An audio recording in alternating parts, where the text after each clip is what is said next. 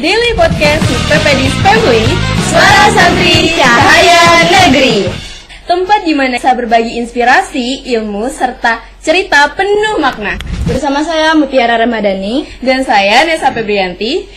Jadi di sini kita akan ngobrol santai tapi penuh makna, mengupas berbagai kisah menarik dari pondok pesantren Diayatul Islamiyah Sriguna. Jadi siapkan hati dan pikiran kalian karena episode kali ini bakalan seru banget. Oke, sebelum lanjut, jangan lupa like, comment, share, and subscribe channel kesayangan Anda di PPDis TV. Assalamualaikum warahmatullahi wabarakatuh. Waalaikumsalam warahmatullahi wabarakatuh. Halo sahabat PPDis, kembali lagi di Daily Podcast with PPDis Family. Nah, sahabat PPDis, seperti yang kita tahu, pesantren memiliki peran yang sangat penting dalam membangun generasi muda dan sebagai lembaga pendidikan berbasis Islam, pesantren tidak hanya mendidik santrinya dalam aspek keagamaan, tetapi juga membentuk kepribadian santri yang mandiri, berakhlak mulia, serta berkontribusi bagi masyarakat. Betul banget. Tema ini akan membahas bagaimana pesantren berperan dan mencetak generasi penerus bangsa yang berilmu, berakhlak, serta siap menghadapi tantangan zaman. Selain itu, akan dibahas bagaimana sinergi antara pesantren, akademisi, dan masyarakat dapat semakin memperkuat peran pesantren dalam membangun negeri ini. Oke sahabat PPDis, hari ini kita kedatangan tamu istimewa loh. Siapa sih? Aku juga gak tahu, nanti kita kenalan ya. Iya, yang jelas dia siap berbagi cerita dan inspirasinya kepada kita semua nih. Beliau ini dari Fakultas Hukum Universitas Muhammadiyah Palembang. Kehadirannya dalam rangka menghadiri pengajian bulanan dan kunjungan silaturahim ke Pondok Pesantren Diayatul Islamiyah Sriguna, yaitu Bapak Haji Abdul Hamid Usman SH M.Hum. Selamat datang di PPDis Bapak. Selamat ya. Biar lebih akrab, bisa kami panggil apa? Pak Hamid ya. Pak Hamid, oke, Pak Hamid. Itu kami, sebagaimana yang kita ketahui tadi kan Bapak datang jauh-jauh dari Palembang, itu gimana kesannya ke sini? Ya, saya memang sudah punya gagasan untuk mensinergikan antara Sivitas Akademika Fakultas Hukum Universitas Muhammadiyah Palembang dengan Ustadz dan Ustazah serta santri-santri yang ada di Pondok Pesantren Diayatul Islamiyah ini. Saya yakin kedua lembaga ini bisa bersinergi, akan menghasilkan kader-kader umat yang luar biasa baik untuk membangun negeri ini, untuk membina umat-umat Islam berikutnya. Sejauh ini bagaimana Universitas Muhammadiyah melihat perkembangan pesantren dari panti asuhan baik dalam pendidikan maupun aspek sosial lainnya? Ya. Jadi dalam perjalanan kami yang bergelut di dunia pendidikan, menurut pengalaman kami pendidikan terbaik itu ya pendidikan pesantren. Jadi di samping ilmu pengetahuan umum bisa digali di sini, yang utama pasti ilmu pengetahuan agama. Jadi beberapa tokoh-tokoh dunia itu menyadari bahwa bekal agama itu harus utama diberikan kepada anak-anak muda, generasi penerus umat Islam ini. Makanya pesantren ini harus ditumbuhkan baik di kalangan Muhammadiyah atau di luar Muhammadiyah. Oleh karena itu kami dari Fakultas Hukum Universitas Muhammadiyah Palembang berharap ke depan mahasiswa-mahasiswa Fakultas Hukum Universitas Muhammadiyah Palembang itu juga berasal dari pondok-pondok pesantren, termasuk dari Pondok Pesantren Diayatul Islamiyah ini. Kami kesini di samping melakukan pengajian rutin bulanan yang selama ini dilaksanakan di kampus Fakultas Hukum Universitas Muhammadiyah Palembang, kami laksanakan di sini di tengah-tengah santri, di tengah-tengah masyarakat seperti ini, agar ini saling isi antara Fakultas Hukum dengan masyarakat, terutama dengan kalangan pondok pesantren. Jadi mudah-mudahan nanti alumni dari Madrasah Aliyah Diayatul Islamiyah ini ada yang nanti kuliah di Fakultas Hukum Universitas Muhammadiyah Palembang. Kami sangat merasa ideal sekali seandainya ada sarjana-sarjana hukum yang punya bekal agama yang tinggi, dan ini nanti akan kita jadikan dai-daiyah ke depan. Jadi sarjana hukum yang berilmu Islam yang luar biasa. Ini akan kita jadikan kebanggaan, baik kebanggaan keluarga tentu ya, juga kebanggaan bagi kita semua. Sebelum kita jauh-jauh nih, kan seperti yang kita tahu Bapak tadi kesini itu menghadiri acara pengajian bulanan dan kunjungan silaturahim ke Pondok Pesantren di Ayatul Islamiyah Seriguna. Kalau boleh tahu nih Pak, apa kesan pertama Bapak setelah datang ke pondok kita? Ya, jadi pertama sambutan luar biasa, baik itu dari pimpinan pondok ini, demikian juga dengan para ustadz dan ustazahnya, dan tak kalah penting tentu dari kalangan anak-anak santri di sini. Jadi inilah kita keluarga besar yang datang dan yang menerima itu kan setelah silaturahim ini jadi satu keluarga. Nah, kita saling urus, saling bantu, saling mengingatkan agar kita semua mendapat kebaikan dalam menjalani roda-roda kehidupan ini. Jadi kami sangat berterima kasih di sini dengan baik. Kami lihat perkembangan pondok pesantren luar biasa, menjadi lebih baik. Dan mudah-mudahan ke depan tentu kita harapkan pondok pesantren di Ayatul Islamiyah ini akan lebih baik lagi menjadi harapan atau pilihan dari masyarakat. Amin. Baik Bapak. Menurut Bapak sendiri, apa sih tantangan terbesar dalam menjalin kerjasama antara universitas dan pesantren? Serta bagaimana sih cara Bapak mengatasinya itu? Ya. Sebetulnya sederhana ya. Ini terkait dengan komunikasi. Jadi komunikasi dari pimpinan perguruan tinggi, komunikasi dari pimpinan pondok pesantren. Nah, kalau kita saling mengerti dengan kekuatan dan kelemahan kita, tentu kita akan melaksanakan berbagai kegiatan yang terkait dengan kerjasama. Kalau dilakukan kerjasama antara satu institusi dengan institusi yang lain, tentu ini akan menjadi kekuatan yang luar biasa. Mungkin ada harapan atau saran Bapak untuk kami di Pondok Pesantren di Ayatul Islamiyah Seriguna ini sehingga kedepannya bisa lebih baik lagi. Tadi sudah saya sampaikan dalam berpuluh tahun kita bergelut di dunia pendidikan, membina anak-anak muda Islam itu tidak bisa dilakukan setahun 2 tahun. Jadi harus dilakukan dari usia dini sampai ke pendidikan dasar, kemudian berlanjut ke pendidikan tinggi. Oleh karena itu madrasah aliyah, madrasah sanawiyah kan tergolong pendidikan dasar menengah ya, dasar menengah. Nah, tentu ini dilanjutkan dengan pendidikan tinggi, di perguruan tinggi. Nah, jadi kiranya anak-anak dari lulusan pesantren ini dapat memilih perguruan tinggi yang sesuai, sehingga ilmunya di pesantren itu bisa nyambung di perguruan tinggi. Nah, Fakultas Hukum Universitas Palembang itu sebagai bagian dari Universitas Muhammadiyah. Di sana kan ada juga kurikulum yang terkait dengan hukum Islam misalnya. Jadi berbagai mata kuliah itu ada muatan Islamnya. Di sana misalnya saya ngajar hukum pajak ya. Nah, di situ kami masukkan materinya itu tentang pajak syariah misalnya.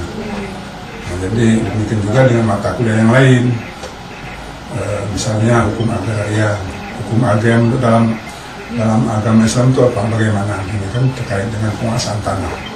Itu kan, jadi disinergikan antara kekuatan dan kelebihan di pondok pesantren dengan di dunia perguruan tinggi. Insya Allah menghasilkan generasi muda Islam yang kuat, yang hebat, yang unggul dari yang lain. Amin. Mungkin kita bakalan lanjut lagi ngobrol santai, tapi setelah yang satu ini. Daily Podcast with PPDIS Family, Suara Santri Cahaya Negeri. Halo, kembali lagi di segmen kedua. Oke. Kita bakal lanjut lagi ngobrol santai tapi penuh makna dengan Bapak Hamid ya teman-teman. Oke, Bapak. Lanjut lagi ya Pak ya? Iya Pak. Oke, ini mungkin pertanyaan yang memang sudah lama kami persiapkan sebelum kedatangan Bapak kemarin. Kami juga pengen tahu nih, gimana sih cara agar kolaborasi antara universitas dan pesantren itu bisa lebih berkelanjutan? Maksudnya nggak cuman Sebatas jangka pendek jangka aja. pendek. Ya, terima kasih. Jadi di Universitas Muhammadiyah Palembang itu ada lembaga namanya Ma'had Sa'ad bin Abi Waqqas, Universitas Muhammadiyah Palembang. Jadi ini bisa jadi jembatan bagi anak-anak lulusan dari pesantren untuk mengenyam pendidikan tinggi di Universitas Muhammadiyah Palembang. Jadi ada 2 tahun program Ma'had itu yang kurikulumnya pendalaman Islam dan pengajaran bahasa Arab. Dan dalam 2 tahun, insya Allah ilmu Islamnya mendalam dan bahasanya insya Allah fasih. Jadi misalnya mahasiswa Fakultas Hukum Universitas Muhammadiyah Palembang di samping kuliah di Fakultas Hukum juga mengikuti program Ma'had Sa'ad bin Abi Waqqas ini, maka insya Allah nanti kalau dia sudah tamat kuliah di Fakultas Hukum, dia akan menjadi sarjana hukum yang berpengetahuan Islam tinggi dan fasih berbahasa Arab. Ini sungguh tentu membanggakan kita semua. Kan mungkin teman-teman yang ada di rumah itu belum tahu ya, apa sih Sa'ad Abi Waqqas itu? Iya, mungkin bisa dijelaskan. Lebih detail. Ya, jadi Ma'had Sa'ad bin Abi Waqqas ini satu lembaga pendidikan yang mulainya didirikan oleh Yayasan Muslim Asia yang berkedudukan di Dubai. Nah, saat ini sudah dihibahkan dengan Universitas Muhammadiyah Palembang. Jadi memang Ma'had Sa'ad bin Abi Waqqas ini didirikan untuk memberikan pendalaman agama Islam bagi anak-anak muda tamatan SMA terutama tamatan madrasah aliyah, agar nanti mereka bisa belajar bahasa Arab dengan baik, kemudian bisa melanjutkan ke perguruan tinggi, fakultas apa saja, program studi apa saja, termasuk yang masuk dari kedokteran misalnya kan. Nah, apalagi kalau misalnya mereka di S1-nya itu ngambil pendidikan fakultas agama Islam misalnya, maka mereka punya peluang untuk bisa dapat beasiswa kuliah di Timur Tengah, bisa di Timur Tengah S1, bisa S2, bahkan bisa sampai S3. Nah, jadi kolaborasi antara Ma'had ini dengan Universitas Muhammadiyah Palembang betul-betul ini ingin menampung generasi muda Islam baik di Sumsel maupun luar Sumsel, agar anak-anak kita ini itu tadi menjadi anak-anak muda yang terbaik, baik di kalangan kita umat Islam maupun di luar. Jadi nggak ada halangan ya untuk yang bagi lulusan pondok untuk melanjutkan program studinya untuk jenjang yang lebih tinggi lagi, ya Pak? Betul. Malah melalui Ma'had Sa'ad bin Abi Waqqas ini anak-anak dari pesantren itu betul-betul terjembatani untuk mengenyam pendidikan tinggi di perguruan tinggi di universitas. Jadi insya Allah bisa menghasilkan generasi muda yang lebih baik, mungkin sangat baik ke depannya.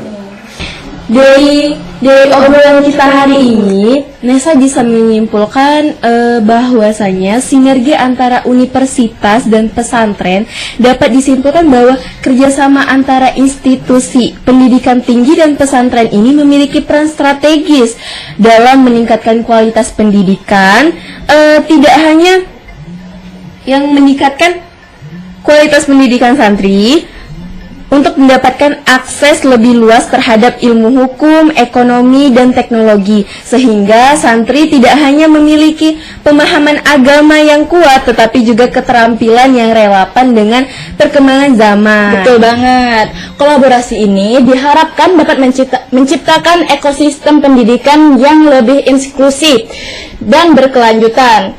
Nah, di mana pesantren dan universitas ini dapat saling mendukung untuk mencetak generasi yang berilmu, berdaya saing, dan berakhlak mulia. Iya, betul banget.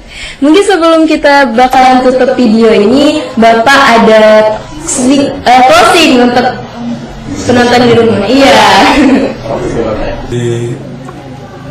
Ini kami tujukan kepada anak-anak muda, generasi muda Islam, kiranya mumpung masih muda, belajarlah agama Islam sebanyak-banyaknya, setinggi-tingginya. Modal utama untuk sukses dunia itu ilmu agama. Jadi saya teringat, saya pernah membaca tulisan Profesor B.J. Habibie dengan judul Penyesalan. Jadi beliau itu kan kita sudah kenal sebagai teknokrat, sebagai orang yang ahli, bahkan membuat pesawat, pernah jadi wakil jadi presiden, tetapi beliau di akhir kehidupannya menulis satu dengan judul Penyesalan. Maksudnya B.J. Habibie itu demikian tinggi ilmu teknologinya, bisa dikatakan ilmu dunianya luar biasa, tetapi di akhir hidupnya, di masa-masa tuanya, dia merasa menyesal karena dia tidak banyak punya ilmu agama Islam. Di saat-saat dia menjelang akhir hidupnya, beliau merasa modal atau ilmu agama itu yang menjadi nomor satu. Itulah menjadi teman hidup, ya. Teman hidup kita, membimbing kita, sehingga kita di samping dapat memperoleh kebahagiaan di dunia dengan ilmu agama, juga kita akan mendapatkan kebahagiaan di akhirat.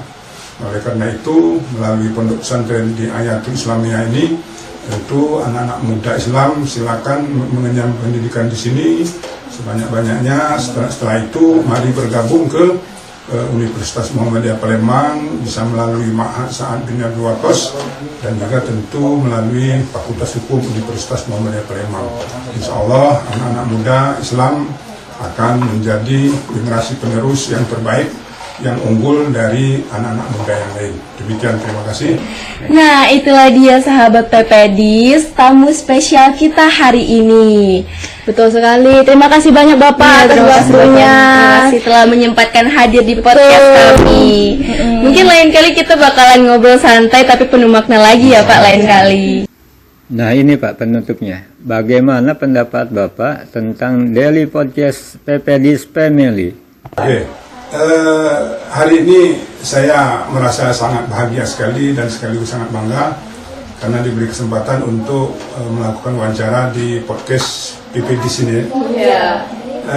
Saya menonton pertama ini episode perdana kemarin, narasumbernya Ustaz Ansarullah, podcasternya itu Ustaz Ihsan Hamidi.